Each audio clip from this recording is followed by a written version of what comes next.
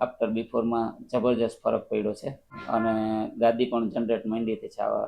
મારું નામ હેમીબેન ભરતભાઈ છે. અમે જામનગરથી આવી છીએ. ઓપરેશન પહેલા મારાથી બેસાતું નહોતું, મને ઊંઘ ઓછી આવતી હતી. 10 વર્ષથી ઘૂંટણનો દુખાવો હતો મને. ગોઠણમાં અવાજ આવે, સતત દુખાવો થાય, એવી બધી ઘણી તકલીફો હતી.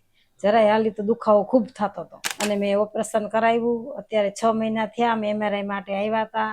ઘણું મને સારું છે. અત્યારે 1.5 કિલોમીટર હું હાલું છું. મારાથી બેસાય છે. આસન બધાય વદ્રાસન ને બધા આસન મારાથી નીચે બેસીને થઈ શક્યા. રાજકોટ મેરેજમાં ગઈ હતી તોય કઈ તકલીફ પડી નથી મને. એટલું સારું છે, ઘણું સારું છે મને. 6 મહિને ઓલા સાંધા કરતા એ નબળો પડી જાય, થોડુંક હાલી ચાલી, ઉંમર થોડીક થાય એટલે એ જોઈન્ટ નબળું પડે અને આ તો લાઈફ ટાઈમ હાલે. જોઈન્ટ બદલાવે એમાં ઇન્ફેક્શન કદાચ લાગવાની આમ શક્યતા રહે, આમાં એ કઈ ચિંતા ન હોય.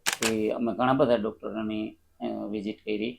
બધા એવું જ કહેતા હતા કે તમારે ની રિપ્લેસમેન્ટ કરવું જ પડશે, એમાં ચાલશે નહીં.